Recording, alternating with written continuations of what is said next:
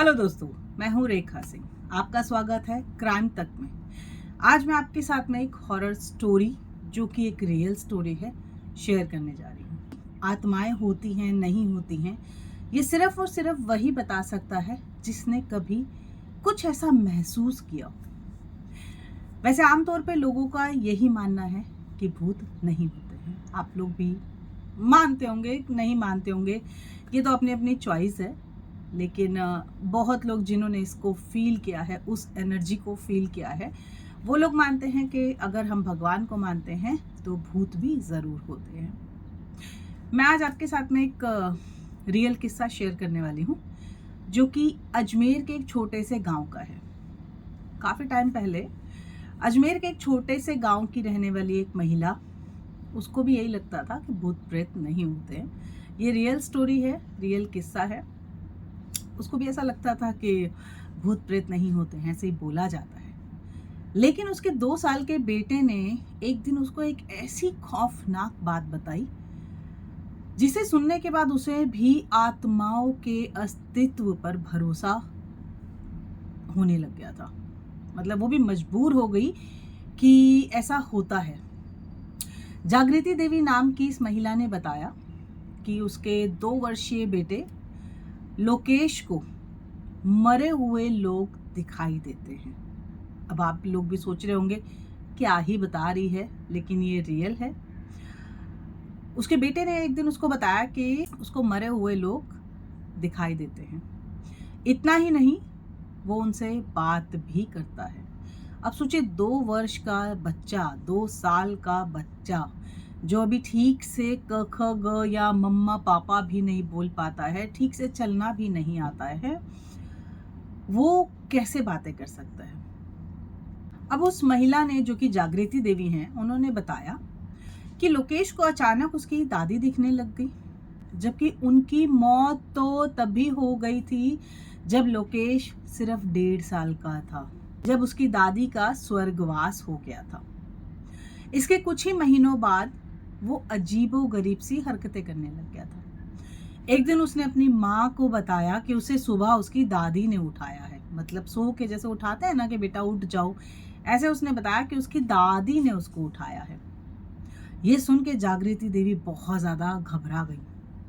अब क्योंकि ये वो वक्त था जब लोकेश अभी सिर्फ बोलना सीख रहा था, मुश्किल से ही वो 2-4 शब्द बोल पाता था। जागृति देवी ने बताया कि उस घटना के कुछ दिनों बाद उसने एक गाना भी गुनगुनाया।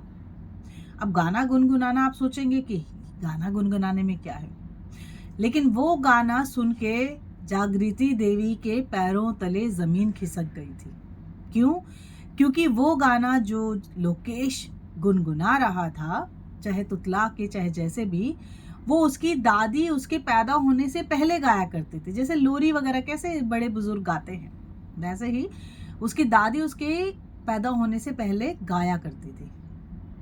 एक और घटना का जिक्र करते हुए जागृति देवी ने बोला कि जब लोकेश सिर्फ 4 साल का हो चुका था, तब वो अपनी कहीं जा रहे थे, वो लोग बस से या कहीं से कहीं जा रहे थे। तो इसी बीच लोकेश ने एक घर के सामने बोला रुकने के लिए। सब लोग बोले कि यहाँ क्यों रुकना है, यहाँ क्यों रुकना है, 4 साल का बच्चा गाड़ी रुकवा रहा है, देखो।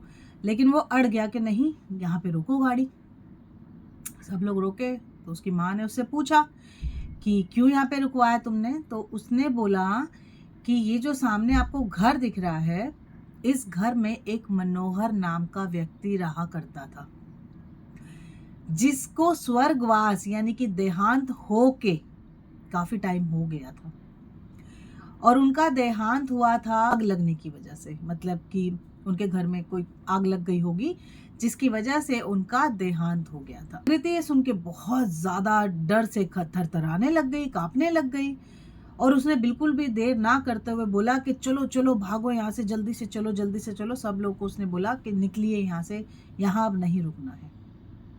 हालांकि उसने बाद में इस सच्चाई को जानने के लिए जनगणना रिपोर्ट की जांच की और आसपास के लोगों से भी पूछताछ की। तो आसपास के लोगों ने बताया कि सच में एक मनोहर रहा करते थे वहां पर, जिनका देहांत हुआ था आग लगने की वजह से।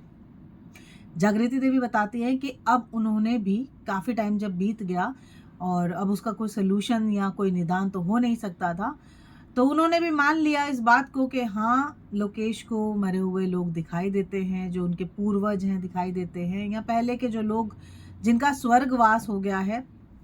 जागृति ने भी मान लिया कि हाँ, लोकेश को स्वर्गवास हो चुके या देहांत हो चुके लोगों को देखता है, उनको दिखाई देता है, उनसे बात कर सकता है।